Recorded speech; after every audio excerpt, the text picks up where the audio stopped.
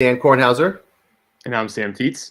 Thank you guys for tuning in for a very special edition of the NFL Draft Show here on The Grueling Truth, where legends speak. This is a very special show because this is going to be our final mock draft of this mock draft season, the 2022 NFL Draft. This is going to be a predictive mock, so we're going to go over the entire first round. At the end, we'll sprinkle in some extra at the end if we're feeling squirrely. But the point of this is to see who gets the most correct picks. All right, so there's going to be no trades.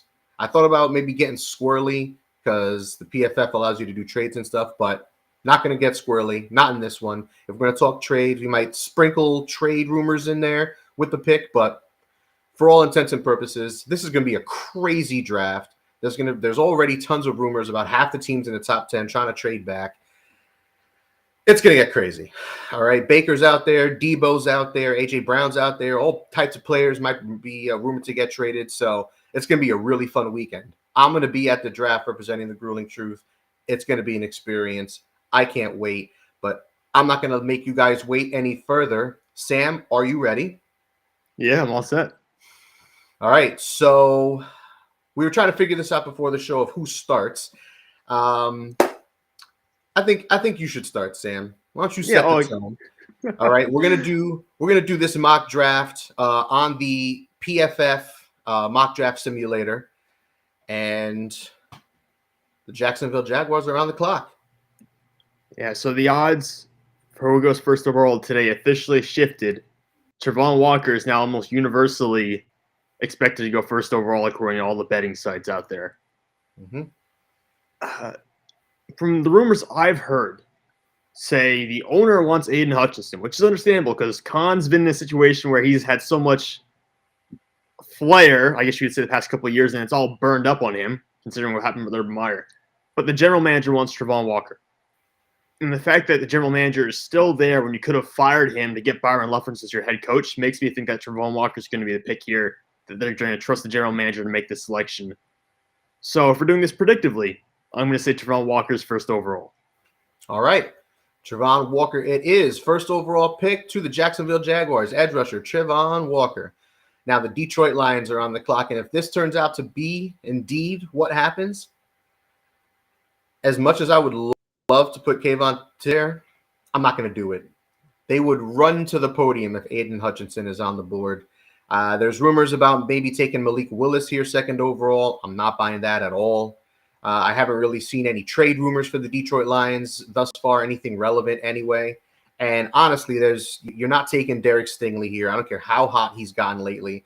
You're not taking one of these offensive tackles because one of the strengths in Detroit happens to be the offensive line. We just took up Penny Sewell last year. So one of these star tackles wouldn't make sense. These corners wouldn't make sense. I love Kayvon, but if Aden's there, that's going to be the pick. So the Houston Texans and Sam are on the clock. Yeah, so the Texans really could go anywhere. I mean, this is a team that just needs to draft good players because they really lack depth and talent at almost every spot they have. Mm-hmm. As far as Houston goes, I do think Evan Neal's in play here. I think Ekwano's here in play as well for tackle, especially on the right side of that line.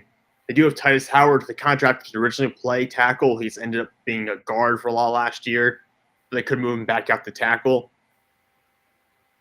From what I've heard, from people who are locked into Houston, they are viewing their primary needs as running back and edge rusher. Now, obviously not going to take a running back here. But if they really view edge rusher as a primary need and Kayvon Thibodeau is still on the board, I'm predictively thinking he's going to be the player they take here based off of what I've heard up to this point. All right, Kayvon Thibodeau. If Aiden Hutchinson goes first, I fully expect Tibbs to go second. I don't care of Dan Campbell potentially not liking him or not liking his attitude, not buying it, not one bit. But I digress. Kayvon Tibbs, third overall. And now I'm on the clock with the first of the New York Jets picks. And the Jets are an interesting team because they're kind of all over the board. There's talk of them liking these edge rushers. There's talk of them liking these corners. There's talk of them possibly targeting one of these tackles as well. And with 2 picks in the top 10, assuming that 10th overall pick doesn't get traded for Debo Samuel or something else, or they don't trade out. It's going to be interesting to see what direction they go with these two picks. In this case, with 3 edge rushers off the board, they do need corner help, and offensive line is probably the best route to go based on the talent and whatnot, because we've seen corners go top 3, top 4, top 5, and it's never good. Most recently the Lions made that mistake. As much as I want to take Ahmad Gardner here, I'm going to go with Iggy. I'm going to go with Iggy Ekwonu right here. I don't think they can really mess with Becton's tomfoolery.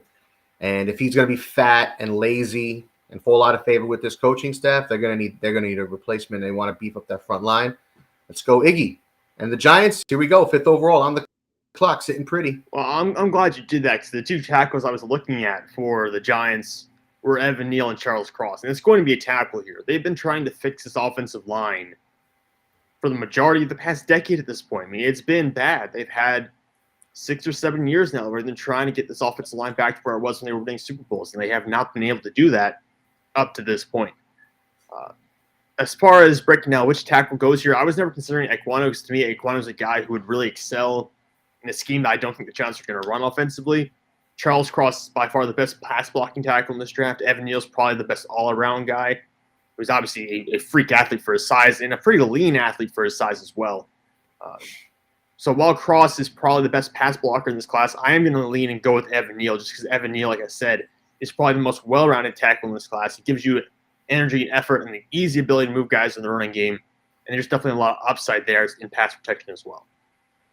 All right, Evan Neal, tackle, Alabama. Can play 4 positions on the line. Great pick. And now the Carolina Panthers are on the clock. Now, this is where it gets really, really interesting, because I think for the most part, those top 5 picks are more or less pigeonholed with certain players. Like, sure, we can maybe see Gardner or Cross go in the top 5, but 6 is where it gets a little crazy. There's been rumors that the Panthers are targeting an offensive tackle at this spot, Charles Cross being the main target. And with the Giants taking Neal and Iggy going 4th, Cross is sitting there pretty, but this need at quarterback it's big. I mean, Rule cannot go into this season with Sam Darnold as his starting quarterback. And Carolina's done a lot of work on this quarterback class. I don't know if Carolina stays here, to be honest, when draft day rolls around. This, to me, feels like a really good opportunity for them to trade back with someone who might want to jump the Giants or jump the Falcons and cock block them and take Cross or Stingley or Gardner or somebody like that. But we're not doing any trades here.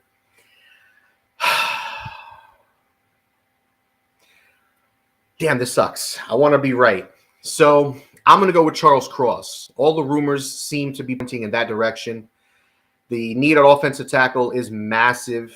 They've got a gaping hole there at left tackle, and Charles Cross would slide in perfectly. And, I mean, we've heard this whole cycle. Nobody likes these quarterbacks.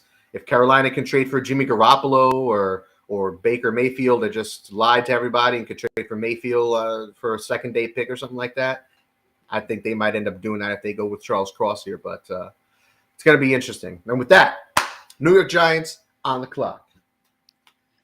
Yeah, at this point, looking at their primary needs, I think corner is going to be up there, especially if you're looking at perhaps moving on from James Bradbury at some point in the near future. And I think edge rusher is going to be up there. For their defensive scheme, someone like George Karlaftis really doesn't fit, because you're going to need someone capable of playing more of a 3-4 outside linebacker role. And George Karlaftis is definitely not that player.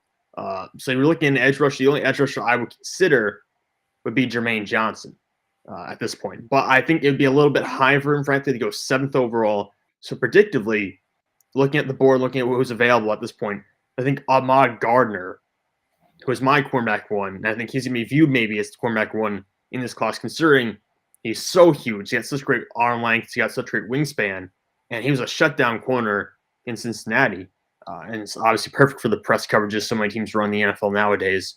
And he doesn't have the injury concerns with Derek Stingley. I think Ahmad Gardner is going to be the pick here. All right.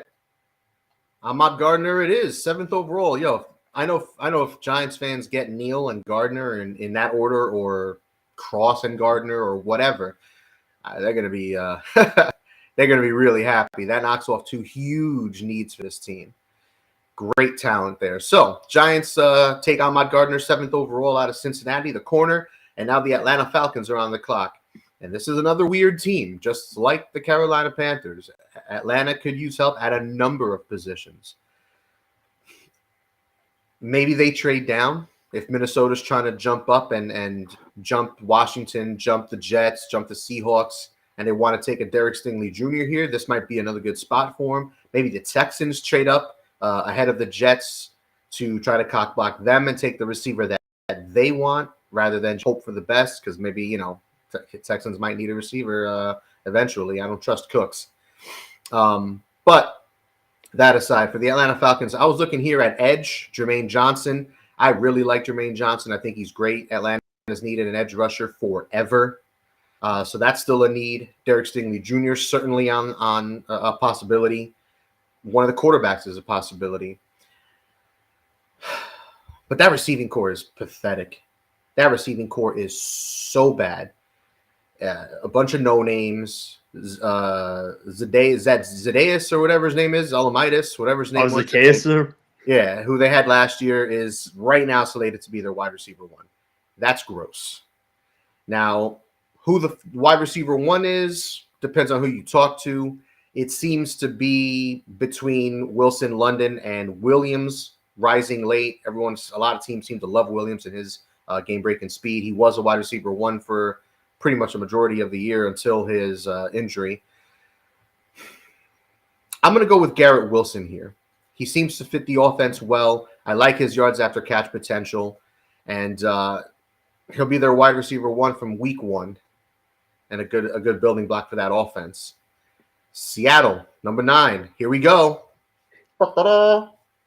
Yeah, Seattle, to me, there are 3 prospects on the board that I'm considering at this spot. And one of them isn't. I would have loved to have gotten a tackle here, frankly. I think if one of the tackles on the board, they definitely go there because they're projected starting tackles right now. I mean, it's ugly, man. It's not going to be good. So I think they would be projected to take a tackle here if one of the big 3 make it to this point. They obviously did not in this draft. So the guys I'm looking at, Jermaine Johnson, the edge. Their edge rushing luck has been terrible recently. They drafted L.J. Collier in the first round a couple of years ago, and he has not worked out whatsoever.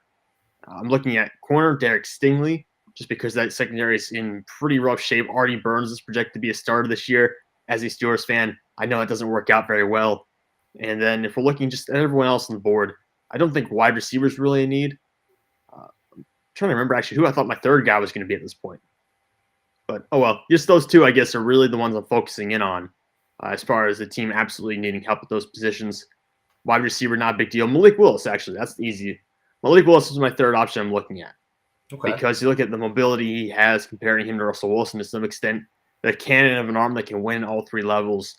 There's going to be some familiarity there. He's going to be able to play to the strengths of Tyler Lockett and DK Metcalf. I really don't know what Seattle's trying to do with them in this process. Is Seattle going to be one of those teams that goes halfway in and wins like 7 games this year or 6 games this year and then ends up never being able to fully rebuild a target quarterback? Or are they just going to go in, say, okay, we're going to stink this year, come back next year with a top 3 pick and get a quarterback? I really don't know. This pick depends totally on the philosophy that they have chosen within that building going forward. And I don't know what that's going to be. So with that in mind, we're going to take the first quarterback in this draft. We're going to take Malik Willis off the board here. All right. Wow. Malik Willis, the first quarterback off the board, 9th Actually, overall. wait, don't pick him. Don't pick him. Don't pick him. Oh. I'm double guessing myself at this point. I'm JK. Because there have been reports recently that the first quarterback's not going to come off the board until at least the teens. Mm-hmm. This is a tough pick. This is like my Carolina pick for you. This is a difficult one. I'm just gonna take Derek Stingley. I'm just gonna do it. I'm gonna take Derek Stingley. That secondary needs help. The last time they were good, they had a very talented secondary. I think Stingley, while he's really good at man-to-man, he can also be very good in zone. He's highly productive in zone. That's kind of an underrated part of his game. So I think he'll work out fine in Seattle. That is my final predicted pick. You can put that one in.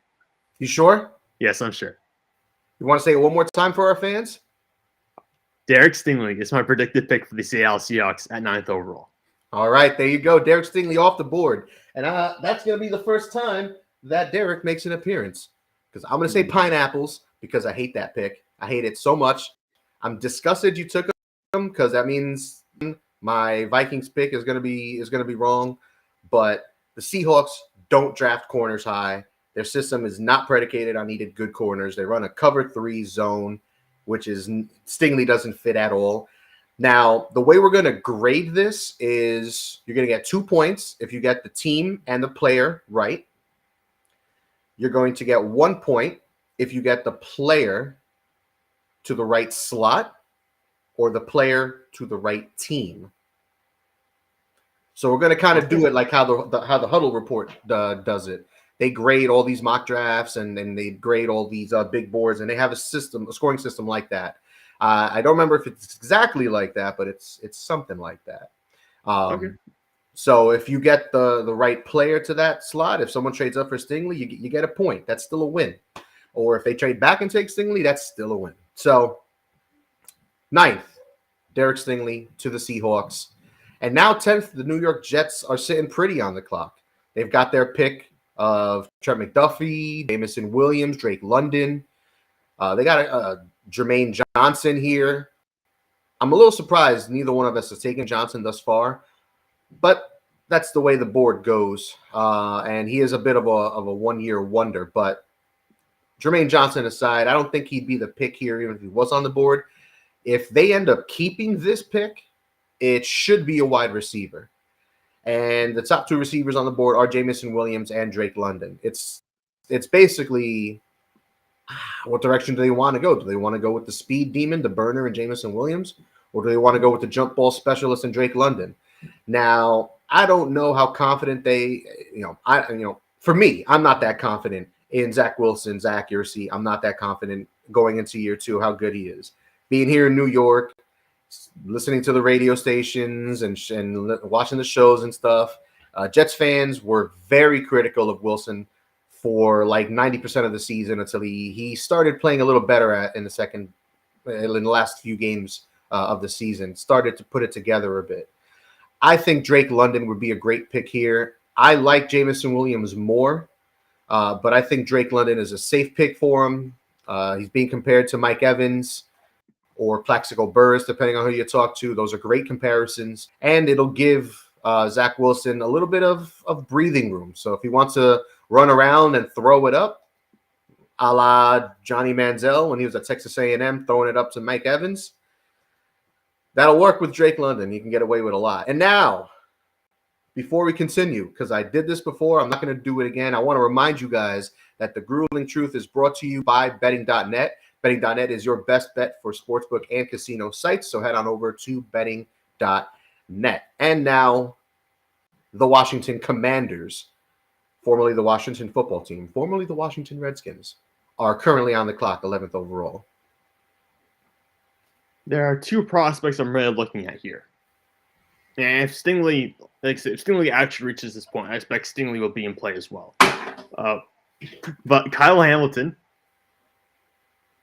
and Jameson Williams are the guys that I'm looking at right now. Kyle Hamilton is obviously a very high-caliber player who can come down the slot, cover tight ends, cover some of those big slot types that we see now in the NFL. And, of course, he has just an incredible range on the field when it comes to tape. I know his testing numbers weren't great, but in terms of watching him on tape, I had no questions about his range during actual games. And there's Jameson Williams. There are 4 wide receivers that I feel really comfortable with this year's draft. The only 2 remaining on the board are Chris Olave and Jameson Williams. And after that, my confidence level in the receivers drops off significantly. So if I'm looking at Washington, in the past 2 or 3 picks, we've seen 2 receivers go off the board. I'm taking Jameson Williams here. I'm trying to pair him with Terry McLaurin, who is not showing up right now. And there's a possibility that maybe he'll hold out, maybe he'll request a trade. Who knows in the crazy wide receiver market there is right now, with everyone getting paid over $20 million a year. Who knows what happens there? I think you have to be prepared for the future. So Jameson Williams is going to be that pick. Jameson Williams, wide receiver, Alabama, off the board, 11th overall. Before we move on, I got a quick question for you. The over-under on the wide receivers taken, I believe, is 5.5. Are you taking the over or the other under on that right now? For that, well, I know four are going to go. I know the four I mentioned are all I feel very confident going. I'm Mhm. going to take the over in this draft Okay. just because it feels like, even though I know this is not the best wide receiver class, I mean, the three guys we had last year that went in the top 10 were all significantly better than the guys we have in this year's draft.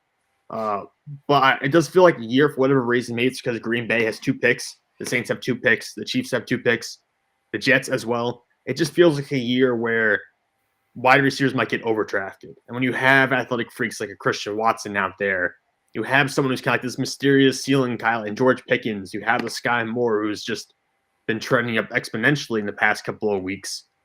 You start to wonder, and I think we're actually going to get over that number of wide receivers this year because of what it feels like it's being a hype train run at the position. There's obviously Treylon Burks there as well, who has many mixed opinions about him floating around out there. So I think we're going to go over there. Okay.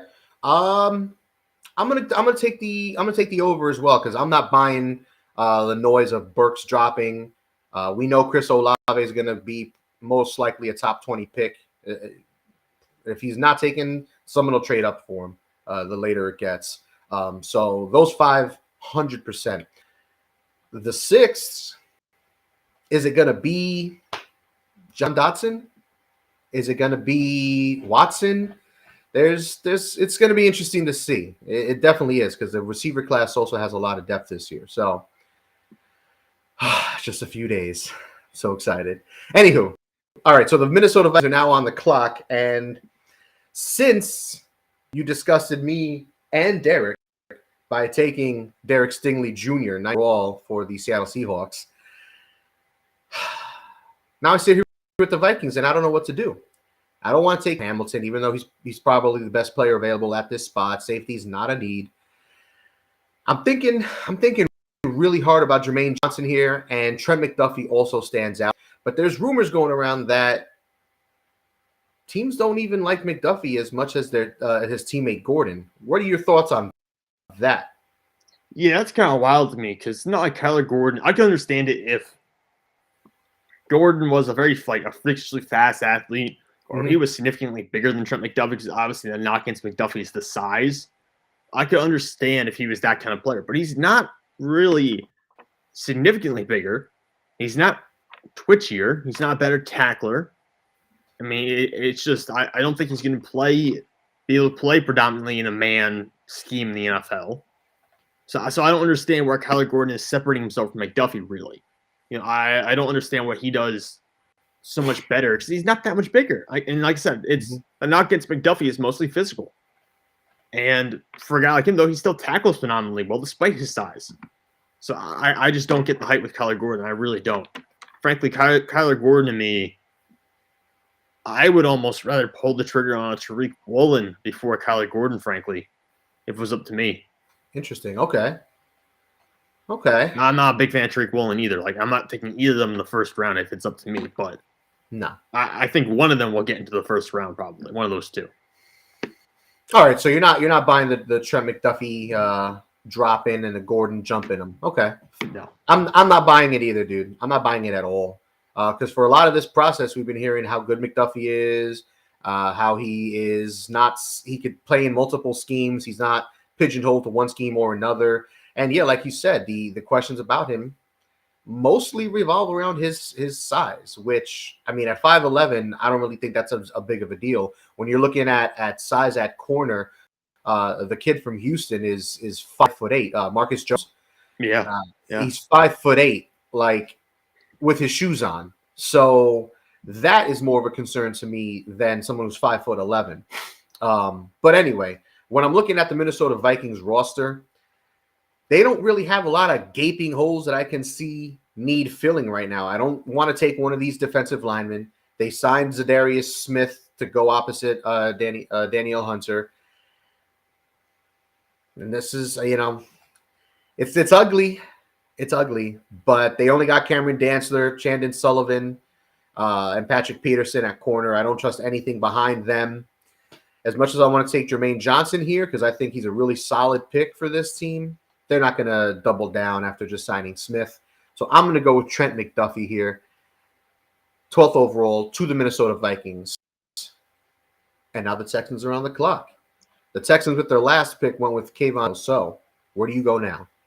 Yeah, and here's where the benefit of hindsight is a real bitch, because if I had known I could get Jermaine Johnson here, I would have just taken Evan Neal up there. But obviously we don't know that ahead of time. So we got Keelan Thibodeau coming off the board over at number 3. Now we're down at 13. And I love how PFF lists just every position under needs for the Houston Texans. That's a great touch there. And I think it's a perfect way to segue into my pick, which I believe is going to be Kyle Hamilton. Because, like I said, they don't, from what I understand, Texans don't view the need of we have to draft a tackle. I don't think they view it that way. And they really have not even brought up the idea of drafting a quarterback in the first round. Like, that's not been a thing for the Houston Texans at all this entire summer. So I don't believe it's going to happen at all. The wide receiver room, I heard they're not in real panic mode at wide receiver. They really do trust Brandon Cooks quite a bit there, and he's been fairly loyal to that organization despite all of the issues it's had. And like I said, looking at the board, looking at the rest of the guys available, there's certainly a lot of talent there. But I still think that someone like Kyle Hamilton at the spot 13th overall with what he could become at the NFL level, I think they're going to go there. All right, Kyle Hamilton, safety, Notre Dame, off the clock right before the Ravens. And let me tell you what, I'm sure Ravens fans would be disgusted if that were the case. Sure, they would love a Swiss Army knife like Kyle Hamilton on that defense. But I digress. Here we are. The Baltimore Ravens are now on the clock. Now, this is another trade team, I think. They're in a good spot where they could trade back, and they very well may. We know Baltimore likes to do those. They're like the Patriots in that sense. They like to make those moves down the board and kind of pick and choose where they go and where they take their guys that they like. But I think they have really clear needs on both sides of the ball. For the offensive side, I think the priority should be giving Lamar Jackson as many weapons as you possibly can. I know they took Marquise Brown a few years ago, first round. I know they took Rashad Bateman last year in the first round. I know they drafted Tylan Wallace in the 4th. They drafted Devin Duvernay in the 3rd in 2020. They've spent draft picks on the position, but I think this is a sleeper for if they stay, they could very well take a receiver here because let's be honest, Lamar doesn't look too good when he's playing good teams. He doesn't do well in the playoffs. The passing game suffers against good defenses. And that's one thing Mike Goodpaster has always said. He's very critical of Lamar Jackson because as good of a football player as Jackson might be, as good as of a leader as he might be, the guys rally behind him. They believe in him. They trust him. At the end of the day, he just doesn't play well when it matters. And he's not the upper echelon passer that a guy like him should be, a former MVP should be. So I think a receiver would be a really solid pick here.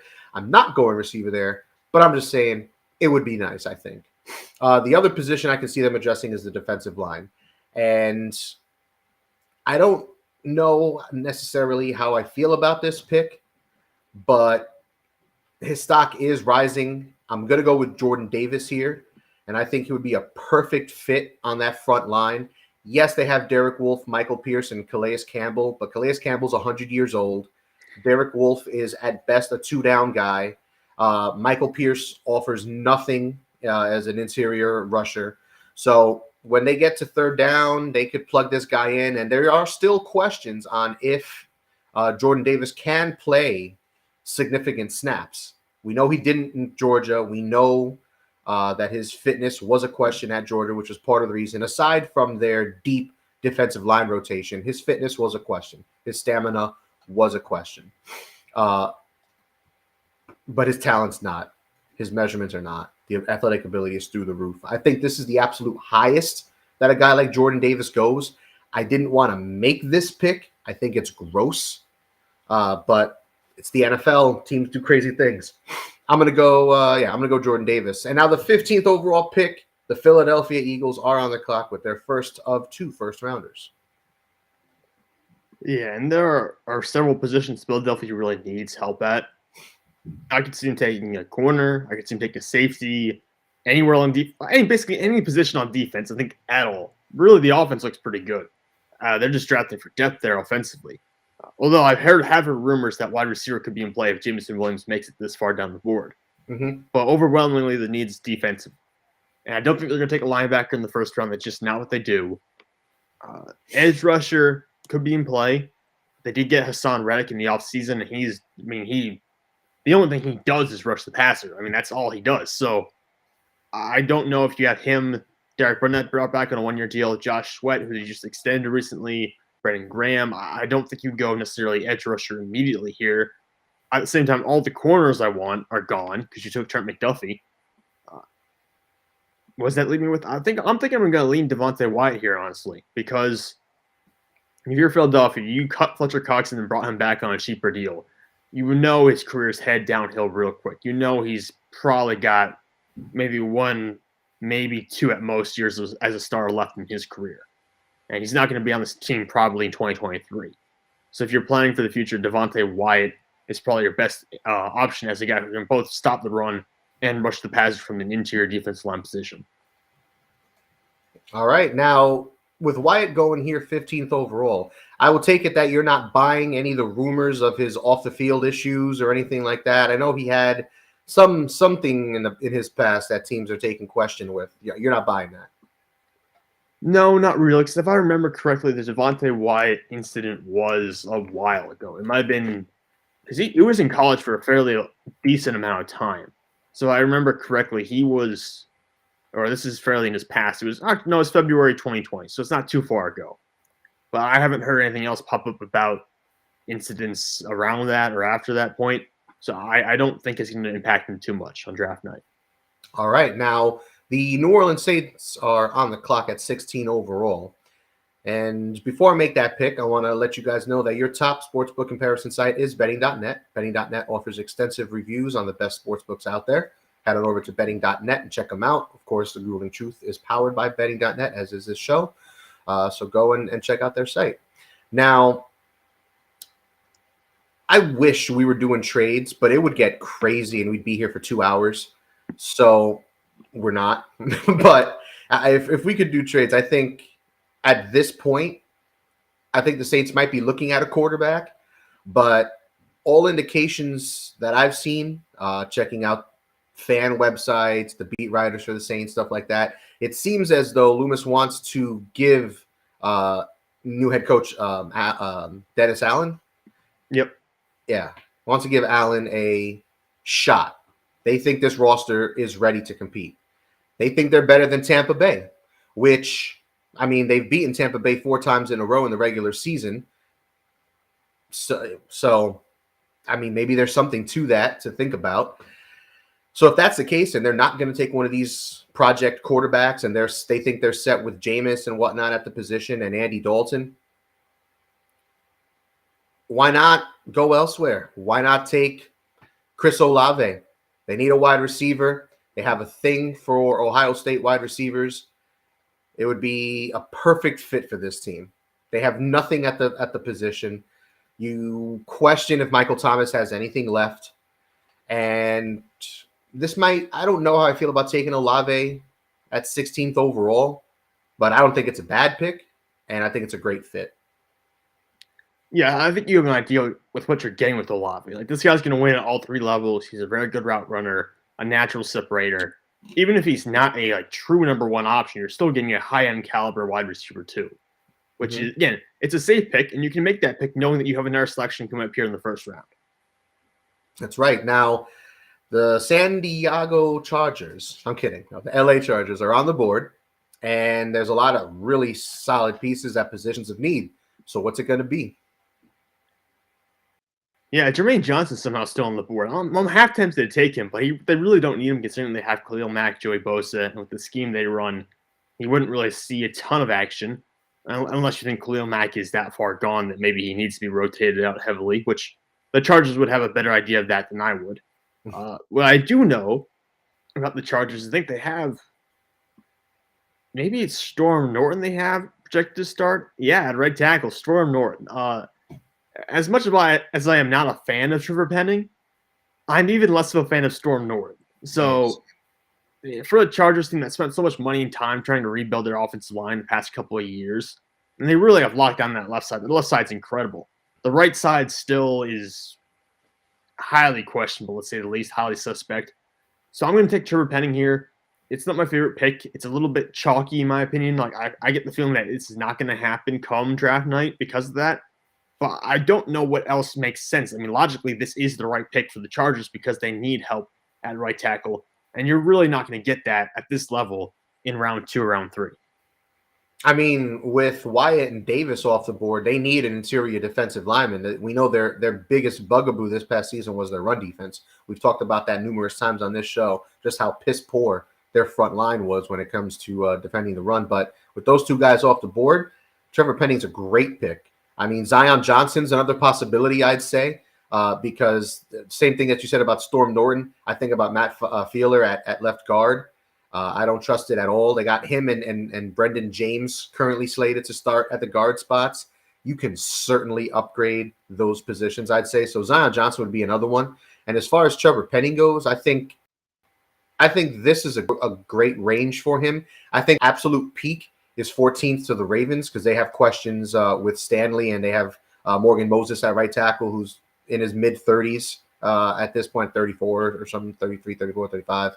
He's getting up there in age, so he doesn't have that much time left. So they might go with that. I think taking a tackle is a little rich for that if he's going to be like a swing tackle or maybe a guard or something like that for them. But I think 17 is a really solid spot for him. And now the Philadelphia Eagles are back on the clock. You went with Devontae Wyatt before, and as you said, defense, they need defense. They need secondary. I'm not taking a guy like Andrew Booth Jr. here or Kyer Elam or anyone like that. I think it's too early for all that. I think they very well may trade out of this spot with this 18th pick. Hell, they might trade out the 15th pick and make this pick. You know, I don't think they're going to keep these two picks. I think one of these is going to be moved. But assuming they stay in this spot, if they're not going to go linebacker, because you're right, as much as Devin Lloyd would fit, and I actually have Lloyd going to them in my most recent mock draft, my mock draft 2.0 that I posted right here on the Grueling Truth. It was posted a couple days ago, I believe. So check that out. See who I had going. It is not my final mock. I will be presenting that this week, probably post it Wednesday. But I'm not going to go Devin Lloyd here. I've gone Devin Lloyd here before. I don't want to do it. Instead, I'm going to mix it up, and he's still on the board, and I hate it because I love Jermaine Johnson. I love everything I've seen. He had a great season. He had a dominant Senior Bowl. He had a great postseason run, pre-draft run. I think he goes a lot higher than this when it's all said and done on draft day. He might very well be in the top 10. I believe in my mock I had him in the top 10. So I'm going to go with Jermaine Johnson here. They do need defense, and if they're not going secondary, I mean, Brandon Graham is another one. I mean, I keep saying this about these guys, but you're going to mention Cox. You got to mention Brandon Graham, how old he is. He's another one who's on his way out, but has dealt with injuries in recent seasons. He's going into his 12th or 13th year, I think, at this point. He's only got so much time left. They did re-sign Derek Barnett, and they do have Josh Sweat, who's a nice rotational guy.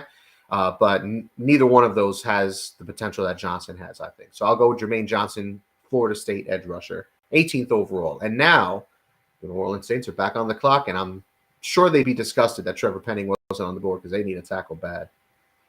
Yeah, I mean, this is it was kind of damned if you do, damned if you don't situation, though, because if you take Trevor Penning at 16, the Chargers take Chris Olave at 17. There's no way to get both those guys on your roster in this situation, which I'm sure is what they would want to do. And now you're left with this mess of a board. This is the worst pick I think I've had to make in a little while in the simulator because I genuinely don't know. You could make the argument for defensive in here and take some like Karlaftis maybe and play him at the end of their 4-3, but they just took Peyton Turner last year. And I don't think they expect Cameron Jordan to be going anywhere anytime soon. Cameron Jordan's still been a fairly consistent, productive player, and they have some depth there, some guys they developed. Interior defense line's in need, but you've taken Devontae Wyatt as the only one who I think would be a scheme fit among the guys who count as like first round caliber interior defensive linemen. You don't need a linebacker. So you drafted Pete Warner last year and looked pretty good when he played, so you feel comfortable with him. Zach Bond's still somehow on that team. I don't know if he ever developed into anything for them, but they still have him on that roster. Corner isn't really big. So there's a lot of no's. So who's going to be the yes? Yeah, sorry about that. I don't want the entire roster on you, but I was going to because I was like, I'm trying to like work my way into logically for myself to figure out where I'm going to go here. Why not one of these quarterbacks, dude? Why not a Kenny Pickett or Malik Willis or somebody like that? I genuinely think they're going to try to win this year, and I really don't know if you can do that.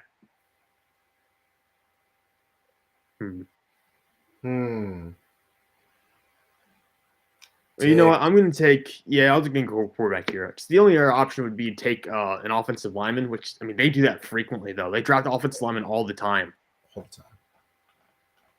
Actually, I'm going to take Zion Johnson here. I think that's what they're going to do. They draft offensive linemen all the time. They invest heavily in the offensive line for this team. And if you look at the positions right now, guys like drafted on the interior, Andrews Pete has not been very good for a little while. And guys like Cesar Ruiz and Eric McCoy they've been high draft picks, but they haven't necessarily produced at the level you would hope for guys who are drafted that highly would. And I feel very comfortable with someone like Zion Johnson being a high floor player who gives you that positional versatility, who can play tackle in a pinch if you need to get out of a game, and can genuinely play anywhere along the interior of offensive line, which gives you a lot of versatility to move those pieces around and try to protect Jameis Williams. Jameis Winston is coming off a torn ACL. Zion Johnson, 19th overall. I'm disgusted. That's another one. Derek's right there. He's right there. Everybody can see him. He's just as confused as I am. I know you went BPA, but it's gross. I mean, Ruiz, they just spent a first-round pick on a couple of years ago. Eric McCoy in the middle's been good more than not. And I know you don't trust Pete, but didn't they just give him like a big contract not this offseason, but last offseason, I feel like? A couple of years ago. Yeah. So I don't know. I don't know where this guy would fit unless they're going to put him at left tackle, which, I mean, I think he played right tackle a little bit for a game or two in Boston College. But he played left tackle, I believe, for one full season. It's ugly. Well, let's move on. I'm telling you, Pete's not good, and I don't think Cesar Ruiz is. You might use the first-round pick on him, but he's not worth a first-round pick now. So fair. And no thoughts about Rain Man or Tyler Smith or somebody like that who could. No, I don't. I'm not a big fan. I mean, I'm not a huge fan of Tyler Smith to begin with, and predictably, I think the highest those guys go is somewhere in the mid-20s. Really, Ryman's a guy who I think there's split opinion on him if he's a guard or a tackle. So I think there's some mixed opinions on him as far as where he's going to end up. And again, with Tyler Smith, there's some real thought there he can't play tackle in the NFL. There's some teams who will not view him as the tackle. So those two guys are you genuinely don't know what they're going to be in the NFL. You know Zion Johnson's going to start somewhere on one of those three positions and be a good starter. All right. So Zion Johnson, offensive lineman from Boston College, goes 19th overall to the New Orleans Saints here. And now your team, the Pittsburgh Steelers, are on the clock. And the way this I wonder what this is going to be. The way this board has fallen, you see me highlighting the man. There's no reason to overthink it. There's no reason to overdo it. The team loves this kid. They've put in a lot of work on him and Kenny Pickett. As much as I'm sure Kenny Pickett would be in consideration here, they've got Trubisky. Malik Willis can learn for at least half a season. If Trubisky shits the bed, Malik Willis can step in after week 10 or something like that. Good or bad, Malik Willis, quarterback, Liberty. And this is the first quarterback that we take off the board here in our predictive mock draft. Again, folks, this is what we see potentially happening, and the point is to get the most picks right. So we're not doing it to be cute. We're not doing this to add some flair to the process or something like that.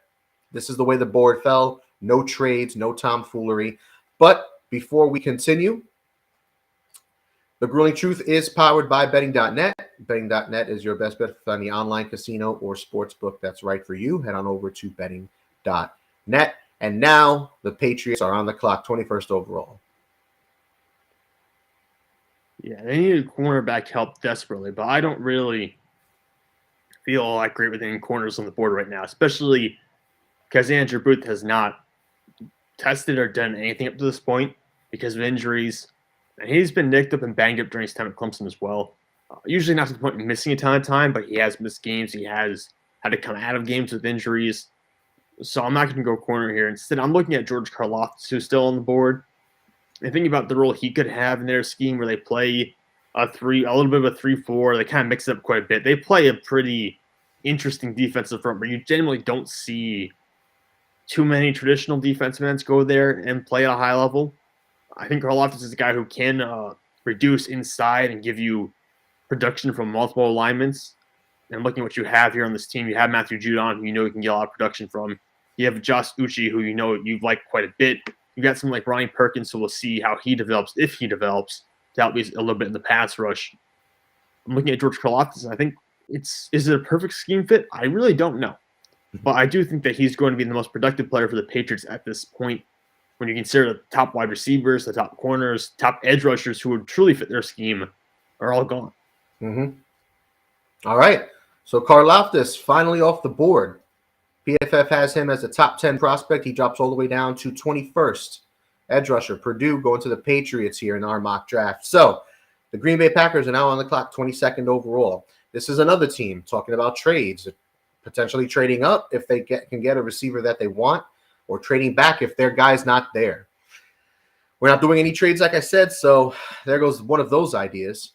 And honestly, with this pick, I was targeting either Zion Johnson or Trevor Penning or something like that. I think offensive line would be a perfect pickup for this team. Just looking at it, it's gross. It's another team that's ugly. Royce Newman at right guard, John Runyon at left guard, Josh Myers at center. They could do better. Elgin Jenkins is currently slated to start at right tackle.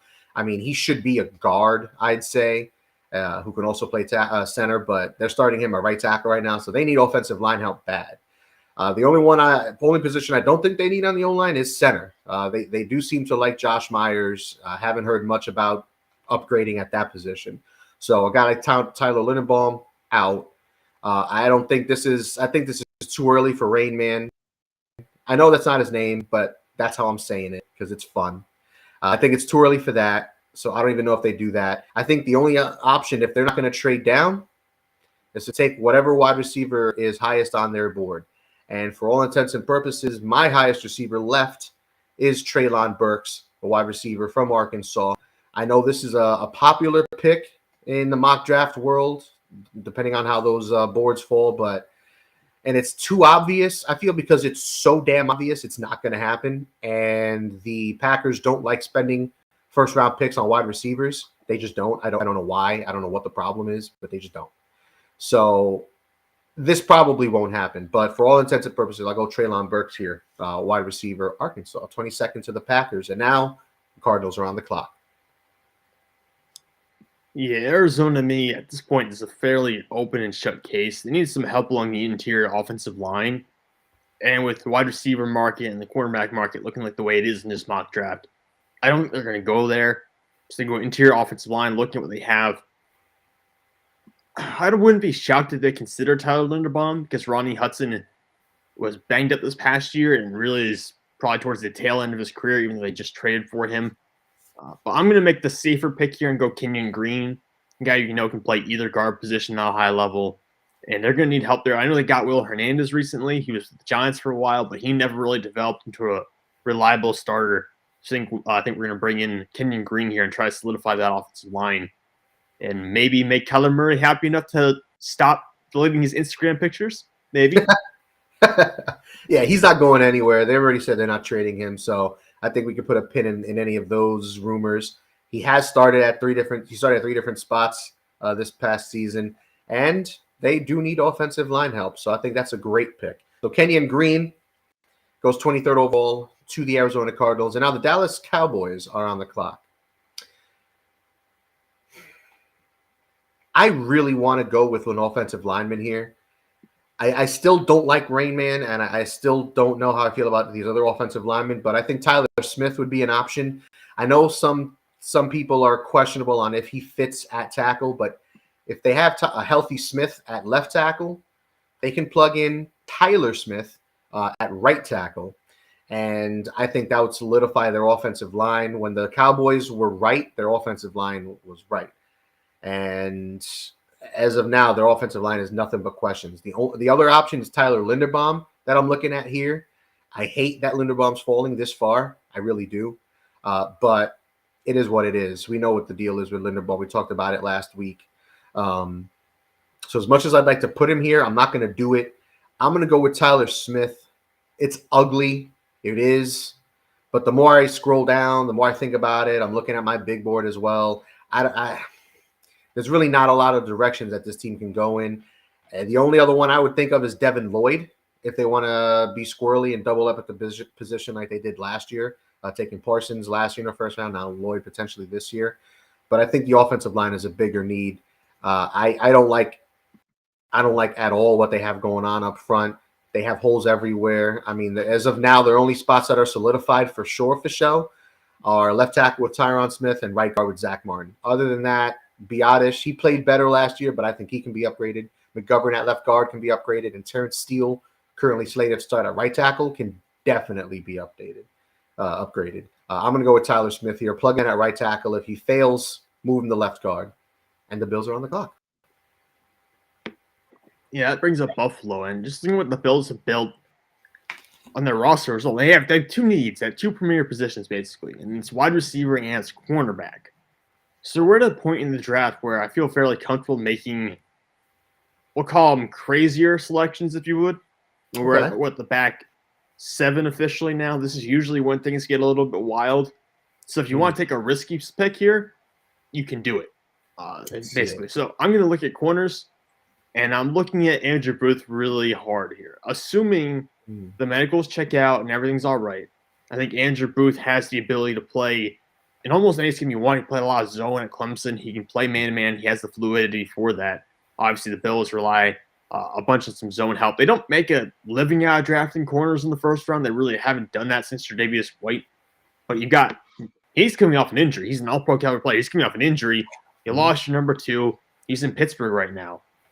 I really think corners is a huge need for them. They have enough depth at wide receiver to survive for next season. They'll probably draft one in the second or third round anyways. So go get a corner now, take Andrew Booth, and solidify that secondary. All right. Andrew Booth, corner, Clemson, 25th overall to the Buffalo Bills. And I just want to take another moment to let you know that betting.net can find the best place to bet for you. Betting.net offers expert and user reviews for every online sportsbook and casino on your site. So head on over to betting.net. Now, here we go. The Tennessee Titans are sitting pretty at 26th overall. Some clear needs along the offensive line, interior in particular. They could use a linebacker. They could use another edge rusher. So there's options. They could go wide receiver depending on what goes on with A.J. Brown. So they're one of those teams that could go really anywhere. I don't think they're going to be looking at a quarterback here. I think this is another team that's going to try to take a player that can help them right now. Also, from what I've seen, they haven't really been spending too much time with this quarterback class. And I get it. Not a lot of people like it. But it's getting ugly with these quarterbacks. There's not a lot of places for them to go at this point, and we're running out of space. I'm not going to go with a quarterback here, though. I'm not going to do it. As much as I'm sure my buddy Greg would. I'm not going to do it. But looking at the Tennessee Titans roster, they could use help along the offensive line. Taylor Lewan is pretty much the only for show up there. I don't trust Dylan Radins. I don't trust Nate Davis. I don't trust Aaron Brewer at left guard. So they could fill that spot. And they could go linebacker. I hate the fact that they have David Long and Zach Cunningham in the middle. You know what? I'm going to do it. I'm going to go Devin Lloyd right here. I've done that pick before in mock drafts in the past. He falls here. It makes too much sense. Best all-around linebacker in this class. The only, I think, guaranteed linebacker that goes in the first, as much as I love Nakobe Dean. I'm going to go Devin Lloyd, linebacker, Utah, 26 overall to the Tennessee Titans. And now the Tampa Bay Bucks are on the clock. Yeah, and if you're the Bucks at this point in the draft, I mean, looking at what you really need, left guard help. I don't think there's a player who's going to help you with that at this point in the draft. It would be a massive reach if you went there. Mm-hmm. So I don't think that's going to happen unless you think Ryman's going to play left guard for you, which maybe that's in play. I don't personally view that as an outcome, but maybe you do if you're Tampa Bay. Gross. Other than that, I think the roster is pretty complete, frankly. It's a lot of guys who have come back. Godwin's going to miss some time, but I don't think wide receivers position you really should address immediately because you've got a lot of money invested in that spot.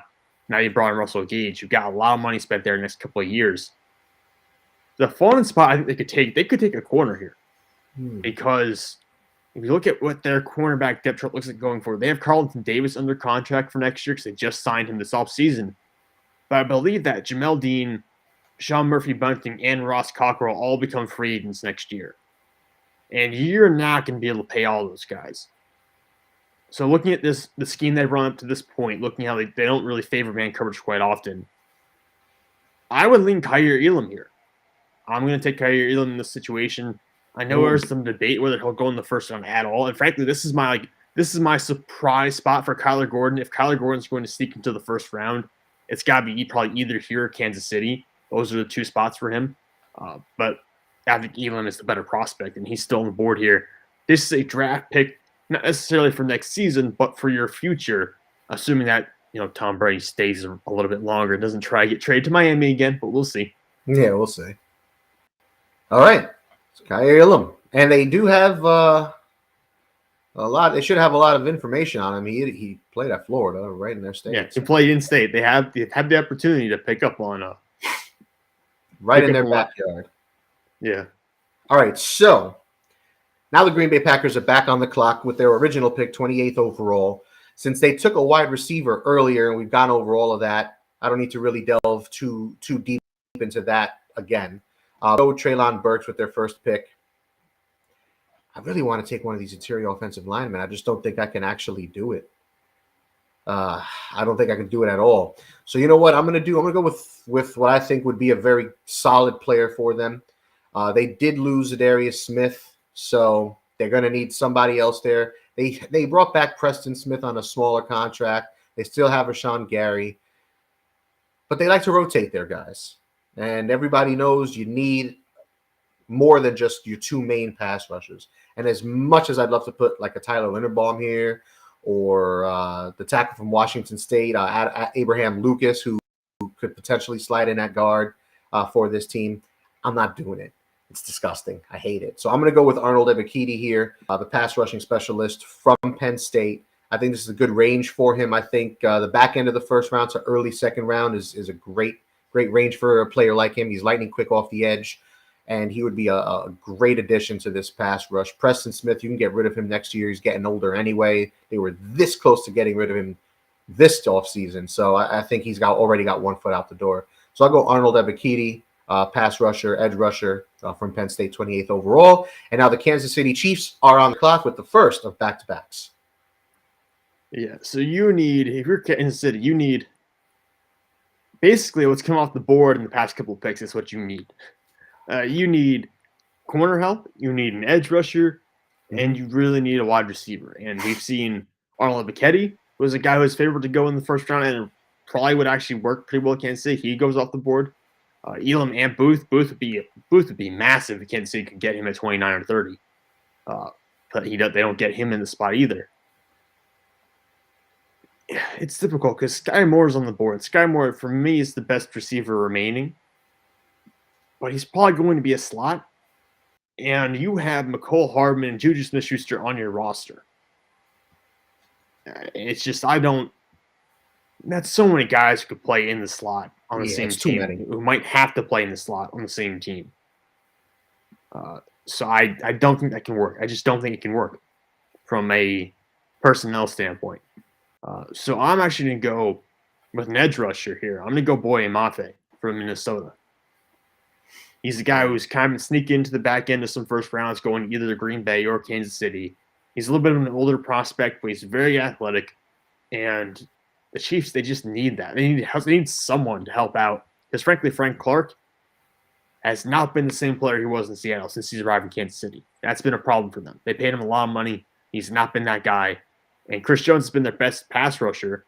They tried messing around and playing him at defensive end last year, and that was a horrendous flop for the first quarter of the season.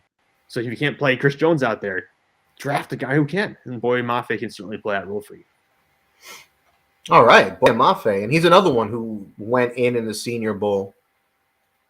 So that's not a bad pick. Boye Mafe, Minnesota edge rusher, 29th overall. And again, the Kansas City Chiefs are on the clock. And I think they stick with the defensive side of the ball. They probably could go with a wide receiver, but this class is so deep, they can take one in the second or third round, and he can be fine. They'll be fine. I would consider George Pickens here, but I've been hearing that teams have questions about him as well, that he interviewed very poorly on more than one occasion. So teams are kind of getting cold on George Pickens, it sounds like, leading up to the draft. So I'm looking at a couple of players here. I'm looking at Daxton Hill, corner safety from Michigan, who excels as a slot defender. And I'm looking at Lewis Cine, Lewis Cine, the safety from Georgia, who, I mean, he went in this past season. He was maybe the best defensive player on Georgia's team, loaded defense, which is saying something. They definitely need safety help. They lost Honey Badger. They haven't really done anything to replace him. They brought in Justin Reed, but I'm not trusting that. They still have Juan Thornhill, second round pick from 2019, but meh. And I absolutely hate their corners. I hate them. I hate them so much. L'Jarius Sneed, DeAndre Baker, Rashad Fenton. It's gross. It's just gross. So I think they have to do something in the secondary. And you know what? The more I talk, I'm going to go with Kyler Gordon. I'm going to do it. I'm going to do it live. I'm having my Bill O'Reilly moment. We'll do it live. I'll write it, and we'll do it live. Kyler Gordon, corner from Washington. Bam. Let's do it. That's an interesting one. I mean, you could see guys that fall or slide into the first round, like Arnold Ebiketie, Boye Mafe, Kyler Gordon, even the past 4 picks we've had. None of those guys are consensus first-round picks, but they're all ending up in the first round because they play premier positions. That's a thing. And if you're not going to take a guy like Jalen Petrie or Daxton Hill or somebody like that, I mean, they're in a tough division. All right, they've got to deal with superstar quarterbacks. Okay, all their competition in their division. So why not beef up the secondary? And they can take one of these safeties in the second round, take a wide receiver in the second round, and get an A+ grade. And now the Cincinnati Bengals are on the clock, 31st overall. What's it going to be? Is this finally where he stops dropping? Yes, it is. It's going to be Tyler Linderbaum here to Cincinnati. And the reason it is because, frankly, the positions they need to upgrade, the positions they really need help at, are cornerback and maybe linebacker, but you're not going to take a linebacker in this position. Kobe Dean really doesn't fit what you're looking for, frankly, if you are Cincinnati. And I would consider even maybe going for a third edge rusher to play alongside Sam Hubbard and Trey Hendrickson. Mm-hmm. But with the guys who have come off the board, both at corner and at edge, that's really not an option. And Linderbaum is by far the best center prospect from the past 5 or 6 years. Not saying a lot considering what Creed Humphrey did this past year. So Linderbaum to me he should be a first-round pick. And he's a definitive upgrade over Ted Karras at center for them. Only allowed 2 sacks in the last 3 years, and has been I think he's been PFF's highest graded center each of the last 3 years. So take that for what it's worth. But we are down to the final pick of the 2022 NFL Draft Show mock draft. Thank you guys for sticking with us so far. It's been a little over an hour. And here we go. On cue, my buddy Greg's been watching the show, and he is the Tennessee Titans fan I was talking about. He says, I'd take Lloyd. I know you would. It's a great pick. Plug that man in and never worry about linebacker again. Zach Cunningham can suck it. But before I make that pick for the Detroit Lions, I am rocking the Barry Sanders. That's my boy. I do have to show some love again to betting.net because it finds the best promotions, offers, and bonus codes, so you don't have to. Head over to their website now to take advantage of things like free bets and matching deposits, betting.net. And now the final pick of the first round. There is a lot of talent left, like guys I didn't think would be available.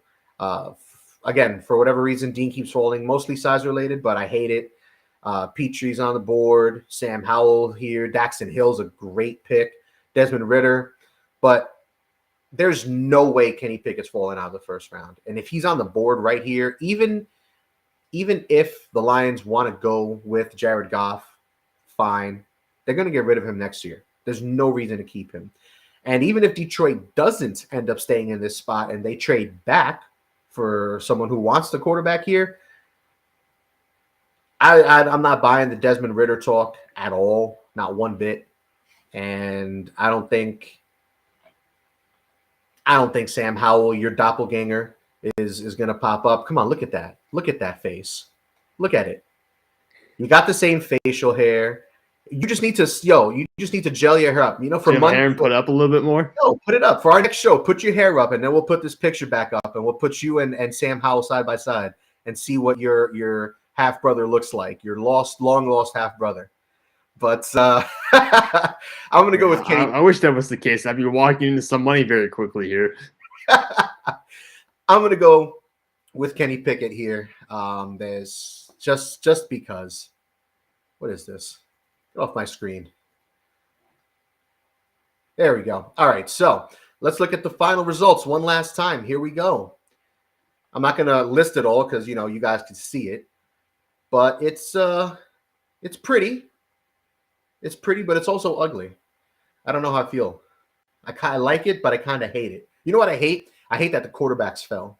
But since we're not doing trades, it's really hard to pick and choose there who goes where. Well, because I could really see teams trading up to 31 or 30 or 32 to get a quarterback. I mean, we saw it happen with Lamar Jackson that one year. That really is where the value pick is at quarterback. You can trade up and get a guy there. Now, the question will be at the end of this first round is what teams are going to trade first-round picks in next year's draft, because we know how loaded next year's class is going to be.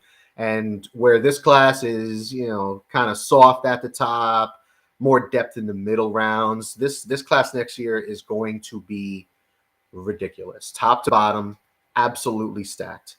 So teams may not want to trade first-round picks next year. So it'll be interesting to see how it goes. Because there's a lot of teams. If the Steelers don't end up trading up for Willis or the Saints don't end up taking one of these quarterbacks, I could really see anyone from the Patriots at 21st overall back. Any of those teams, I can see them trading out of the first round and somebody trading up for Ridder or for Pickett or whoever. But I mean, for the whole offseason, we've heard how bad this quarterback class is, how NFL teams are just not a fan. They don't see any surefire studs at the position. So if guys drop, don't be surprised. But it's gonna be an interesting first round. I'm very excited. I'm gonna be there, like I said. First time attending the draft, representing the Grueling Truth. It's gonna be a great experience. I'm gonna look good. Vegas is gonna be awesome. And yeah, so there it is. You're looking at it live, folks. I just want to look at it a little bit more. Why don't you take a look? Do you see it? Why don't you look at it? I'm going to download this image too and look at it some more later on. So, Sam, do you have any final thoughts on our mock draft, on the first round? Anything special? Oh, we guaranteed got a lot of this wrong. I mean, I'm hoping what if we get 8 picks here in the first round correct, and then like eight spot on, and maybe like 3 or 4 more we get the 1-pointers on, I'd be pretty happy. But the mock draft, I mean, 8 we can get. So there's gonna be trades galore because so many teams already have 2 first-round picks. The number of teams that are gonna be trading out here or trying to trade up into the top 10. It's going to be messy. It's going to be messy. I imagine there's going to be a lot of action on draft night. But we say that. I feel like we say that every year. There's always talks about trades. But that's what the draft is, though. Like it is like such a. There might be a lot less action than we think is going to happen. But regardless of that, the 2 or 3 trades that do happen are going to screw everything up. It's going to reshape everything to the point where all those months of preparation to try to get everything right, it's going to be like, well, how was I supposed to see this coming? That's good. That's what happens all the time.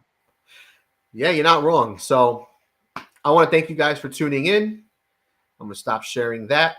Here we are, our beautiful faces. Guys, thank you guys for sticking with us so far. We've actually had some good numbers here throughout this time, pretty consistent. It's been a long show. It's going to be a long weekend. Sam, get some rest. And next time we chat, I'll be out in Vegas for our post 2022 NFL draft review and go over all the picks, our favorite classes, reaches, steals, and everything in between. For Sam Teets, I am Dan Kornhauser. Thank you guys for tuning in. Sam, why don't you give the fans your stuff on Twitter? Your at. Yeah, you can follow me on Twitter at Sam_Teets33. That's TEETS. Check out all my latest draft content. I've got a top 400 big board I recently posted. I've got a predictive 7-round mock draft that New England just ruined today by trading like a 7th-round pick or something like that. So, but you can go and check that out. Not like pinned tweet is a link to my newsletter where you can see all that content. It's totally free. And if you want to submit your email, you can. If you do that, you get email updates anytime I post new articles. I'm still trying to rank the top 40 linebackers, top 30 running backs, and top, we'll say 30 edge rushers in this class before draft night. I'm going to have to go work on that after I finish up my shift tonight. And hopefully we can get that all done in time for the draft. Damn, dude. 40 linebackers, 30 running backs. You're a beast. This is how I build my board out. Like, I have to look at these guys like an individual basis. That's how I kind of figure things out in my head. But you're a beast. That's monstrous, but I love it. You're a fiend. It's great. You guys can follow me. I'm on Twitter. I'm on Instagram. It's at DB Talking Sports. D as in Dan, B as in Bob. Give us a follow. Give us a like.